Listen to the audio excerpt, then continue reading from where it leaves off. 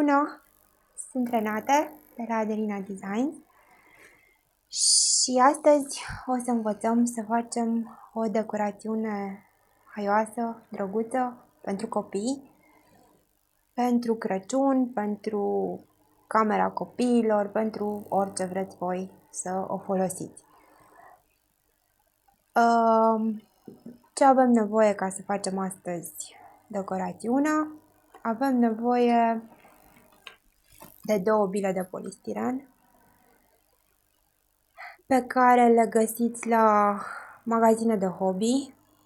Eu le-am cumpărat de la magazinul de hobby din Timișoara, dar cred că puteți să le găsiți și la Selgros sau la Hornbach, dacă aveți ceva asemănător prin zonă. Avem un cerc de polistiren care ambalat arată așa, chiar ieri l-am cumpărat de la Kaufland, costă 4 lei și 45 de bani. Însă, dacă nu aveți cerc de polistiren, atunci puteți folosi un carton tăiat rotund.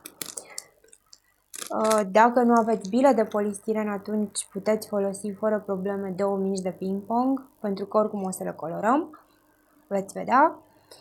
În afară de toate astea, mai avem nevoie de organza sau tul. Eu am folosit organza pentru că nu am avut tul, dar puteți folosi tul, poate chiar arată mult mai bine.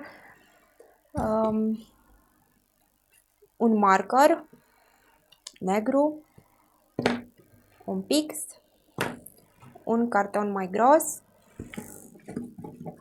ace,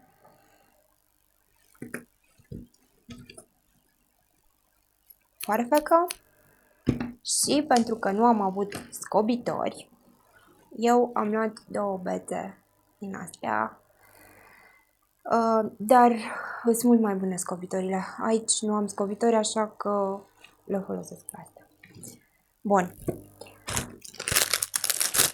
Voi deschide cercul. E un cerc de polistiren.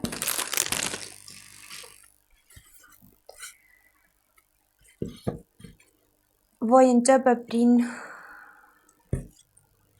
a-l înfășura în organza, în fâșii de organza. Pur și simplu, luați fâșia de organza sau tul sau ce aveți voi și înfășurați în jurul cercului, strângând cât se poate de bine și făcând un nod. Nu vă faceți griji, nu trebuie să fie perfect, e ok așa cum e. Ne vom ocupa mai târziu de problemele estetice. Începem prin a înfășura fâșie după fâșie până când terminăm tot cercul.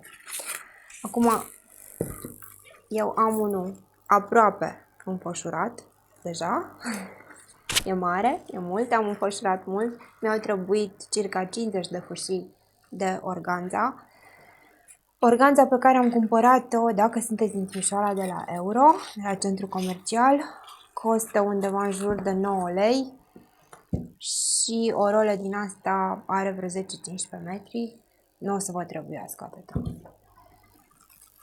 Bun, voi continua cu acest cerc, ca să nu vă pun prea mult răbdare la încercare.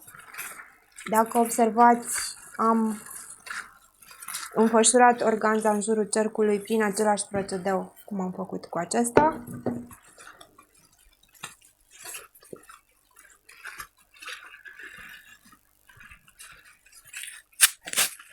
Nodurile pe care le-am făcut sunt aproximativ pe aceeași linie, jur împrejur, asta ca monstrulețul pe care vrem să-l facem astăzi să arate mai ok. Cu cât înfășurați mai multe fâșii de organza în jurul lui, cu atât el va fi mai fluffy, mai frumos. Ideea e că trebuie să acoperim tot cercul.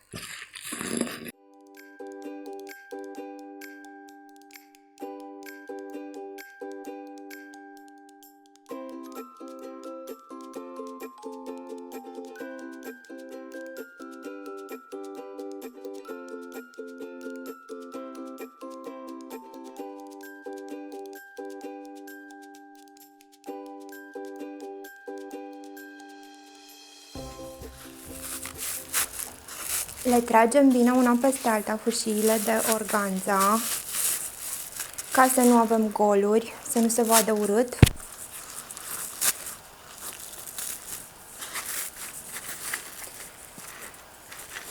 Și mai completăm cu câteva fâșiuțe.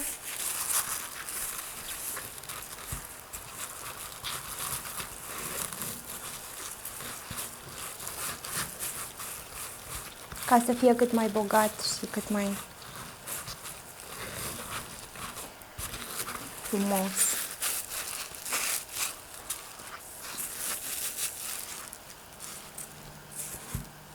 Mai am două, le voi folosi și pe astea.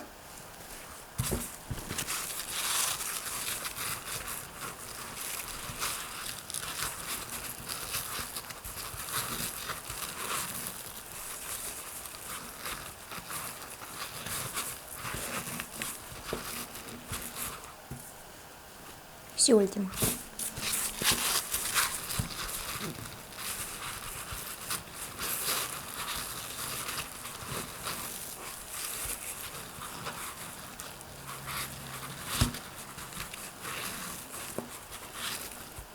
Bun.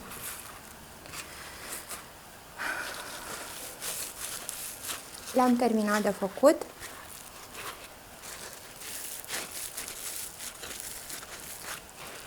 În final el arată așa. După cum vedeți, e destul de înfoiat, ceea ce am și vrut să fie. Acum, dacă avem margini regulate, cum sunt acestea, fără nicio problemă putem să tundem. Le aducem la același nivel.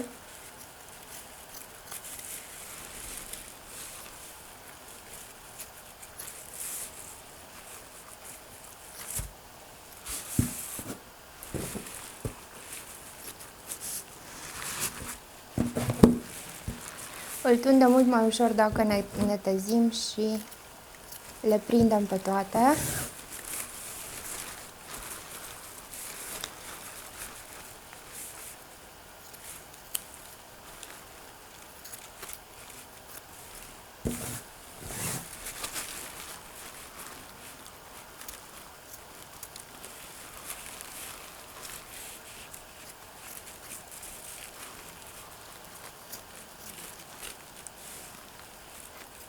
Acum, dacă voi o să aveți neregularități și nu nimic, totul se rezolvă din foarfecă, nu e problemă.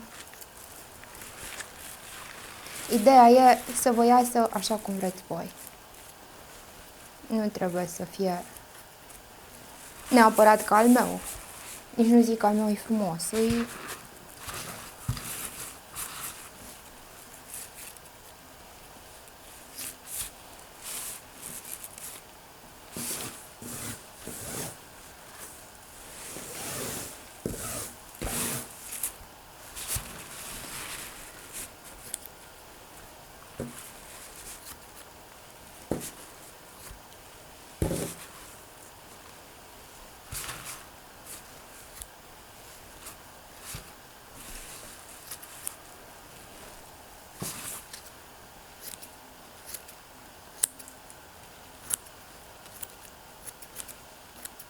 Trebuia să aleg o foarfecă mai bună. Poate că n-am ales-o pe cea potrivită pentru că e mai mititică, dar pot să-mi fac treaba și cu asta. Bun.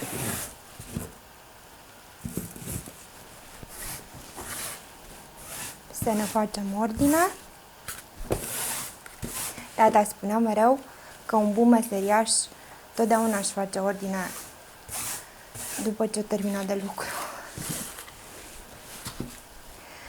Acum că l-am terminat pe el, și anume cercul cu organza, o să îi facem ochișorii, cele două bile de polistiren, despre care v-am spus la început, dacă vă amintiți. Eu le colorez cu markerul, e mult mai simplu, la îndemână. îl luăm și pur și simplu desenăm un cerc pe el.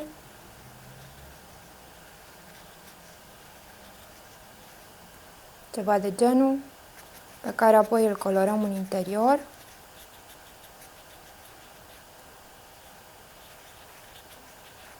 Ca să semene cu un ochi. La fel și cu celălalt.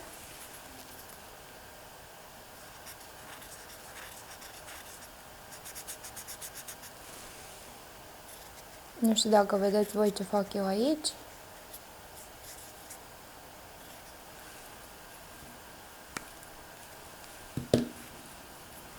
Voilà!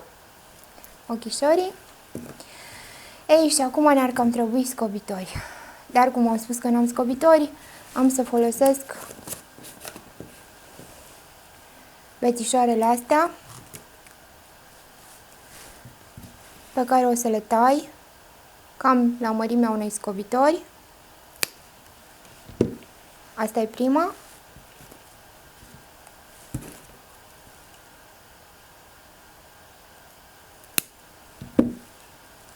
Asta e a doua. Și înfigem bățul. Eu am ales să înfig capătul teșit, bond, ca să pot să înfig partea asta în cercul de polistiren.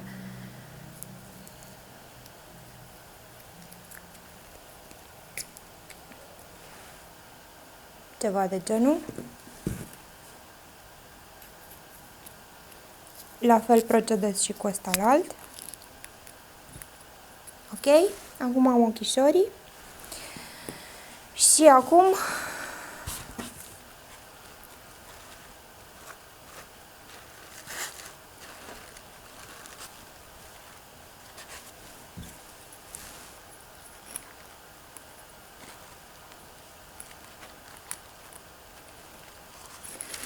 ne găsim o fantă, sau dacă nu o găsim, atunci ne o facem noi, o fantă între fâșiile de organza și înfigem ochișorii acolo, între două fâșii de organza.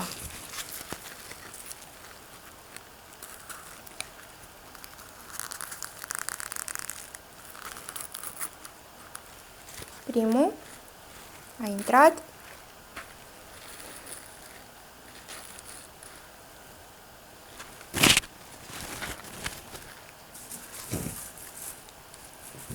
Și acum îl băgăm și pe al doilea.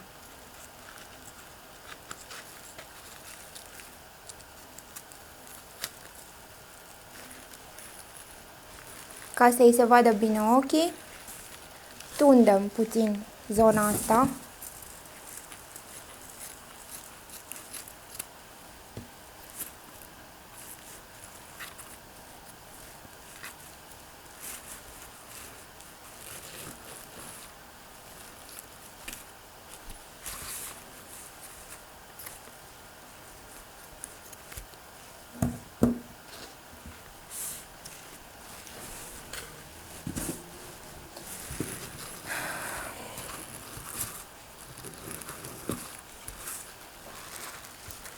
Și o să avem așa ceva.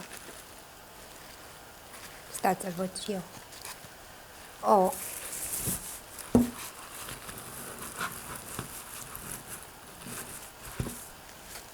Ceva de genul. L-am făcut pe el. Acum avem bucata asta de... Ăsta e de fapt foam alb, dar merge foarte bine cu carton, credeți-mă. Mergem cu foamul alb. Tăiem din el.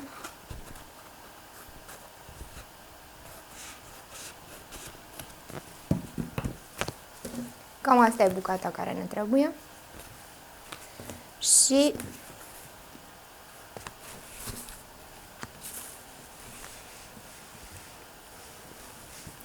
desenăm pe el un model de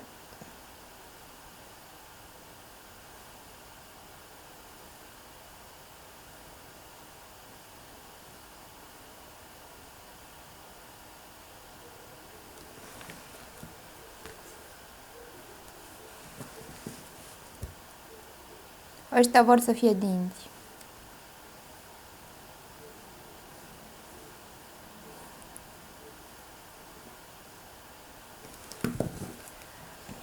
Decupăm cu foarfeca.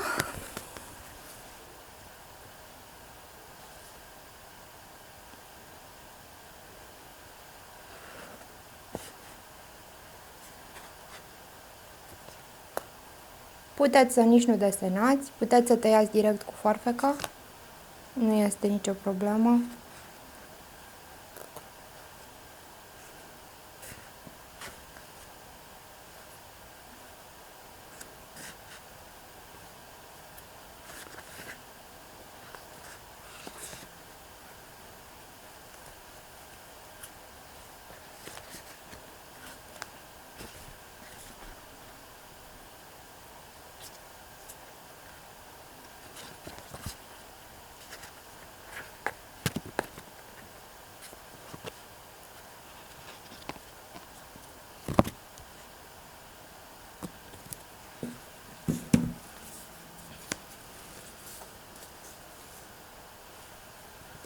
Unu.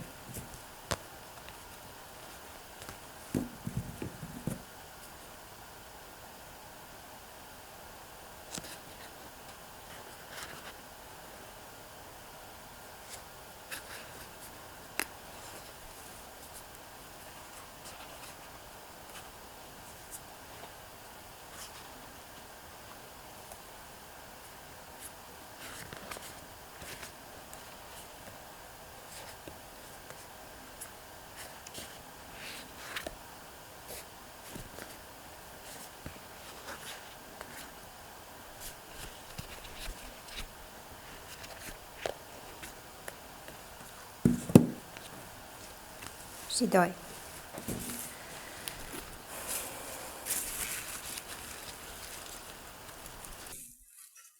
Am ajuns până în faza asta. Îl mai tundem.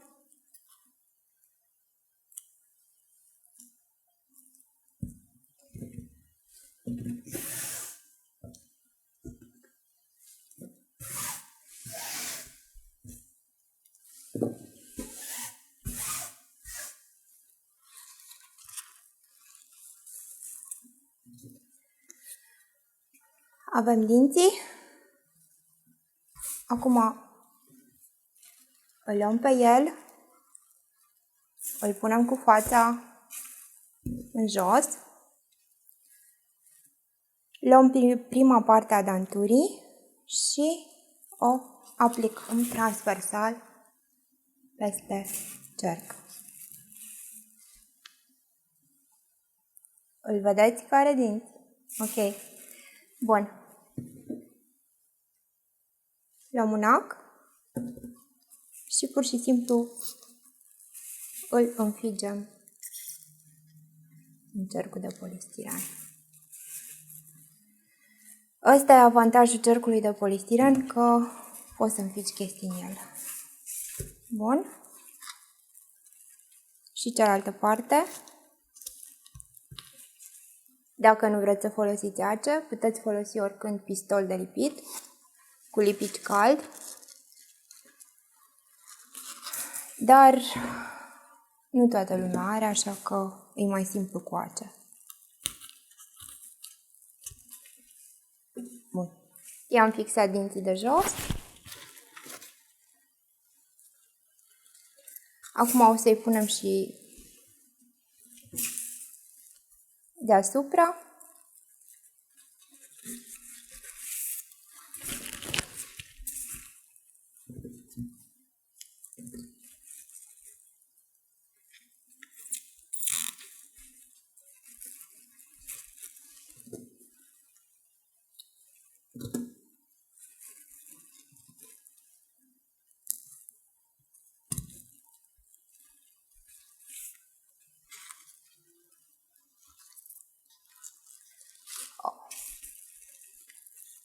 Le-am pus prea jos.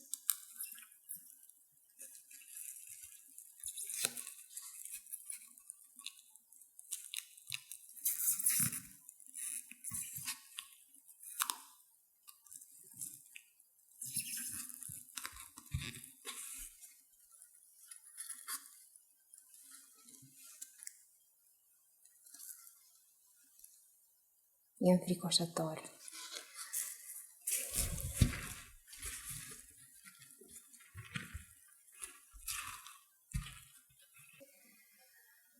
Acum ce mai am eu aici?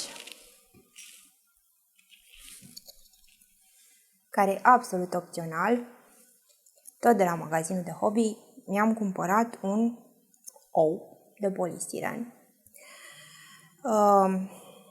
L-am înfipt n-aveam scobitoare, l-am înfipt tot într-un boț din ăla și l-am colorat cu vopsea acrilică portocalie.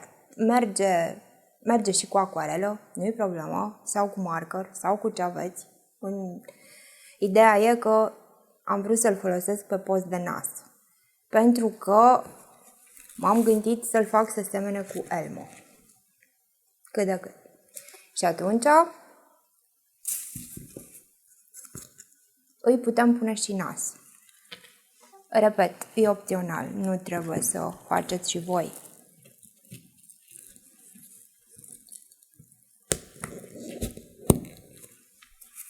Ta-dam! Ce spuneți? Nici nu știu cum să-l prind ca să-l vedeți mai bine. Ok. Acum, cam așa. Elmo un pic mai înfricoșător pentru că, dacă mi-amintesc bine, Elmo n-are dinți. Dar e ok. Eu zic că e ok. E drăguț, e mișto și cred că o să le placă la copii. Acum, pe același principiu puteți să faceți foarte, foarte multe modele. Eu am aici să vă arăt, în afară de Elmo, pe care tocmai l-am făcut împreună, am un ren, un fel de Rudolf, pe care l-am făcut cu organza maro combinată cu negru, ca să semene animal. I-am înfipt aici un glob, ăsta e chiar glob pentru pom, biluțe de polistiren, i-am pus și 2 zurgălăi, că am avut, dar nu trebuie neapărat, iar cornițele tot așa, carton decupat și lipit pe băț.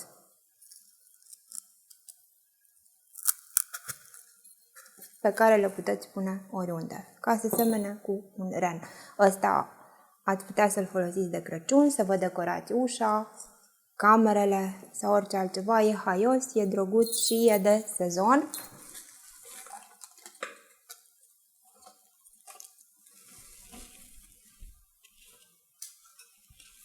Aici e un cap de Moș Crăciun, tot așa cu polistiren. Căciulița se poate da jos și se poate folosi fără probleme, e prinsă cu ace din astea de care am folosit și pentru Elmo, și anume așa, da? Am pus căciulița, iar aici am înfășurat organza albă pentru barbă. Bilele le-am înfipt de jos în sus,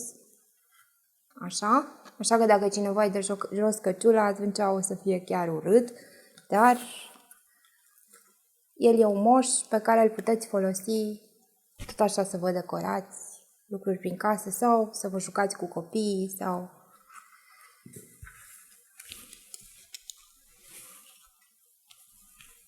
Așadar, cam asta a fost. Sper că vă place, sper că v-a fost util, sper că o să mai urmăriți videoclipurile mele. Așa că vă mulțumesc mult de tot pentru atenție și pentru răbdare și vă urez spor la treabă.